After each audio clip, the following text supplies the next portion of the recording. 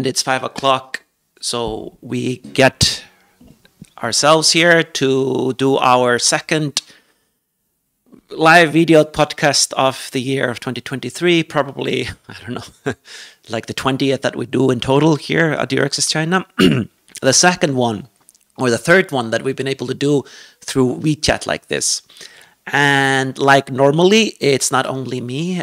My name is Halldor. I am the country representative of EURAXESS in China. I'm also here with my colleague Anna, who is also country representative of China. Hi, Anna. How are you?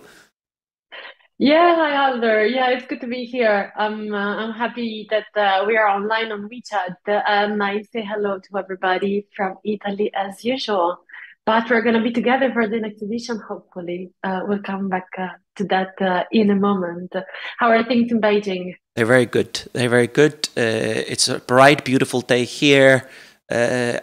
Things are very dynamic and exciting now that the COVID restrictions have been lifted. Everybody wants to do a lot of events, including us here in EURAXESS. We have, like, I think I was counting at least 6 events coming up in the next couple of months. So there's a lot of things that we want to share with you today. And I hope that you will bear with us a little bit. We want to explain what we do normally and so on. I have to admit, we've been doing this, Anna, for like 1.5 years, every month. There's been a lot of video cast, but suddenly now when I was broadcasting and I was aware that we are live on WeChat, I just like, hey, I need to be a little bit more formal and explain who we are and what we do and so on. Because when we are doing it through our other channels, it's always the same people watching. But suddenly it's like, I'm not sure if the same people is watching right now. But if in case you don't know us, you know, EURAXESS China is an initiative of the European Commission here, DCRTT, the research and innovation, and we sort of create networks of researchers between China and Europe, and we do a lot of different things. And we've been active here for 10 or something years.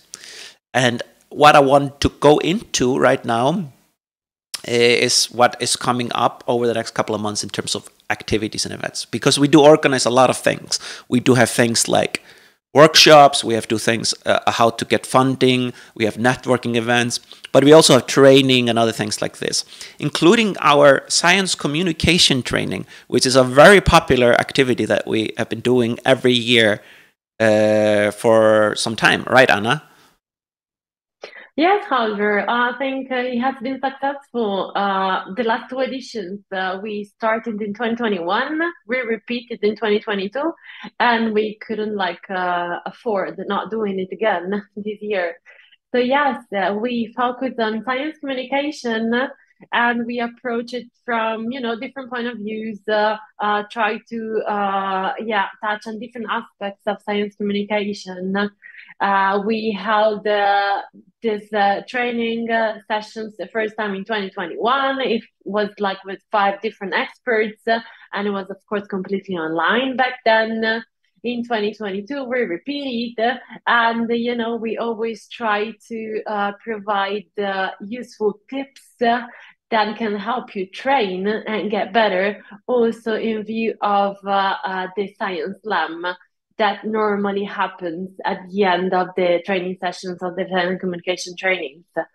And this year we're gonna repeat ourselves because we talk again about science communication in different sessions, but the approach is new and also the topic is quite new. But here I give it back to Halldor because I know he's very excited about this year's edition. Absolutely. When it comes to these things, you need to be excited, right? Because like science communication is really about communicating your passions and explaining to people why you're doing is important. So the first step towards something like that is to tap into your own excitement for what you're doing, which you surely have, because that's the thing that drives you in your life, right? This is like, there's no researcher out there that is doing research full time, that is spending all that energy of doing exactly that sort of thing, that is not just like passionate about that. You need to have something like this. But science communication is where you try to sort of communicate that to the world, explain to the world why you are so excited about that, so the world can understand, so the world can support you in your endeavors, right? And this is a very important part of science. We really believe that here in EURAXESS China. And the science communication training has been a way to try to help people to get better at this in various ways. People speaking on stages and conferences or online, but also things like making videos and good like slides and other things like this, getting published. These are all science communication. The thing that we found here in China is that a lot of the people that are speaking here, they have like an issue a little bit with maybe the English aspect of it. So if you're going to be communicating internationally, you probably need to be speaking in English, and this is the first hurdle. So no matter how good of a communicator you are, you might not be able to make good sort of speech in English. So we found that was an issue. And another issue is that most researchers are not experts in creating like a captivating, fascinating text that captures audience attention. That's just not their expertise. They spent 20 years to learn something completely different. So how to structure your speech, how to talk about these things is always very tricky. What we are thinking about doing right now is to make that first hurdle a little bit easier for most people, but taking advantage of all new technology that is available to us, and is all the rates. Around the world, people have been talking about ChatGPT, which is a software made available by the company OpenAI, based on the language model GPT-3, which is one of the most highly developed neural network in the world to understand language. And it can put together text really well, right? But it's not necessarily has any point. It doesn't know what it's supposed to be communicating. That's where you come into the story. You want to have something to communicate. You need to learn how you can work with these kind of tools to create really good basis for the speech that you want to be doing. And we have been developing approaches that we were thinking that we can incorporate in our science communication training this year. So this is going to be a little bit of an anchor for the whole thing. This is going to be the thing that allows people to really take their science communication level to another level, right? And it also means that for our Chinese colleagues, they should not have to be afraid of like that whole part of it, because we are going to provide them for free with all the tools to do AI-guided science communication. That does not mean that you are not in charge of your communication. We need you to be like a director. You need to be the leader of like that whole process. And that's one of the things that we want to teach you and talk about and teach and so on. In addition to all the other things that we normally do in science communication training, where we do talk about how to use your voice, how to communicate, use your passion, use like different characteristics of speaking in front of an audience. So what I want to do right now is just do a little demonstration. I hope it will work. ChatGPT has been under huge pressure lately, but I was thinking maybe, Anna, you could come up with an idea for like a research topic. Okay, So all right. I mean, like, let's give this it is a just try. like a demonstration. I We have can no just idea. see. This is not my topic, but I'm sure ChatGPT has an opinion about that. I mean, like, obviously, we would, if we have 100 people in our training, they will all have 100 different projects, and we will see how it will all go. But let's try this. Okay, so now we're here inside of the ChatGPT, and a lot of you people have probably seen screenshots of this already, and I've been playing around for the last week, creating different prompts and questions for it to try to make it create good speeches. So here's a prompt. I say, I am a researcher. I research... let me see. I research.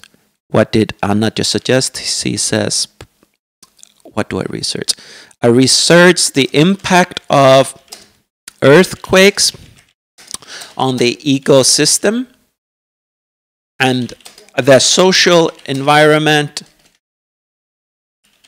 in different countries, as well as the, I don't know, like the economy, like the global, maybe global economy. Then I will add some things to help the AI to go on. We will say, please make me a speech about 1 to 2 minutes long. Make it interesting and fun. so normal audience can enjoy it and understand why my research is important. So this is like the most basic way to kind of direct him into the right direction. So we click here, we say go ahead, and let's see if he will be able to come up with something or if he will choke on it. In case that he is like having issues, we can also, let me see here. Yeah, it seems to be, he seems to be having issues right now.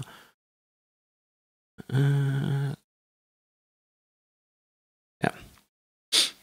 Let me try again, generate. We can just go here and refresh this. And let's try one more time. Research the comparison. Oh, I research.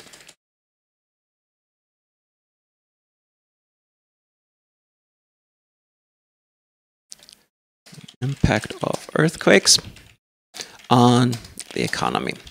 We can just keep it short and see if it works. You can do like spelling mistakes and he will not care. Which is kind of funny. He doesn't get. Ah, there he goes. Good evening, everyone. As a researcher in the field of natural disasters, I'm excited to share some insights with you about the impact of earthquakes on the economy. Now, I know what you might be thinking. Economics, earthquakes, that doesn't sound very interesting. But trust me, it is. You see, earthquakes can have a profound impact on the economy of a region or an entire country, etc., etc. It will keep going like this. It will try to make it interesting to people. And obviously, if I had added some more information about my research, like I did in the original question before it choked, it will actually add that in and try to incorporate that into the whole speech. So it goes here, why is this research important, blah, blah, blah, blah. It can impact on future earthquakes by investing in better building standards and disaster preparedness, you know. And then he will do the classical structure of a well-structured speech and go into a last paragraph of talking about the conclusion. In conclusion, earthquakes are not just fascinating natural phenomena, but they can also have a significant impact on the economy, etc., etc. It will go here on like this. So you can see it's not a researcher, it doesn't know what you're up to, but it can absolutely provide you with an excellent template of how to speak in a much more attractive way, right? And the fun thing is, you can actually adjust these things a lot. Let's say, for example, that I wanted to do it in a different style. I can say, could you please make it in a more of a comedic style? Make it more funny, basically, like you're a comedian or something like that. And he says, absolutely, let me give it a shot. Good evening, fellow Earthlings. As a researcher in the field of earthquakes and economics, I'm here to give you the lowdown on how these two seemingly unrelated things can collide in the most surprising way. When an earthquake strikes, it's not just the ground that shakes. The economy can feel the aftershocks too. Look what he's doing. He's using little puns. He's using little jokes. He's talking like he's like an alien. He's doing a lot of fun things here, right? It can hopefully inspire you to sort of spice up your own speeches a little bit when you can see a lot of different examples how you can be writing like this. So one of the things that you can be doing when you are when you're creating a prompt like this, when you're creating the right question, is to experiment with how much information you want to give him. You can give him a lot of information about your research. You can tell him a little bit about the style you want to speak in, how long you want it to be, different things like this. Like you can try to set it up. So already we are preparing here in EURAXESS different sort of schemes and templates for our science communication training people, where they can put in their information about what research they're doing. Why is this research important? What is unique about their research? What style of speech do they want? Like different things like this, they can fill this out.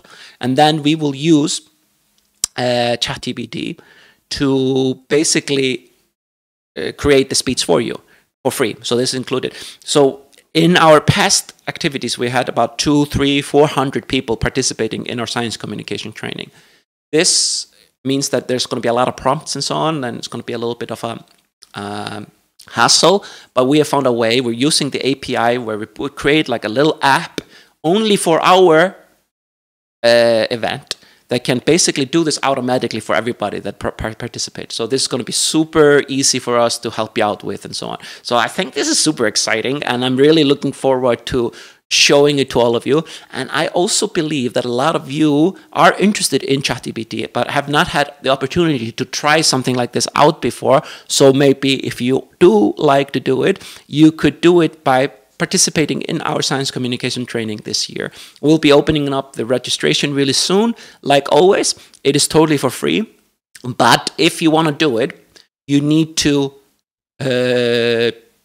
make sure that we ask you to sort of do the homework and the different activities that we're doing, including filling out the information that is needed for ChatGPT to work with you and other things like this. So in our science communication training in the past, we have always given people that finish the whole thing a certificate for their participation. This year, we're going to be doing the same, but it's going to be a little bit different in the sense that everybody that participates will be led through a process that will end with a little science slam, where you will put in the results of the whole work that you did, and we sort of will evaluate it in front of some juries and pick the best one.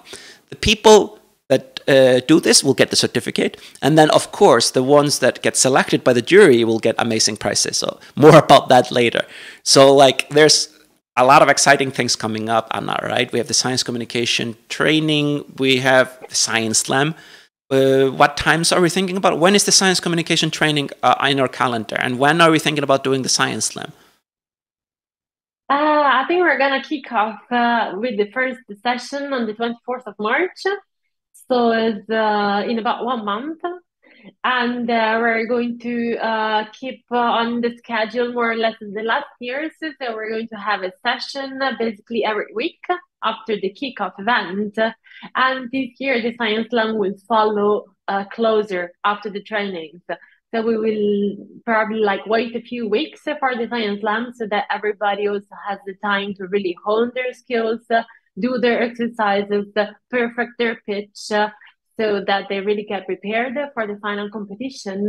But we expect the Science Slam to happen within the second quarter, so around May this year.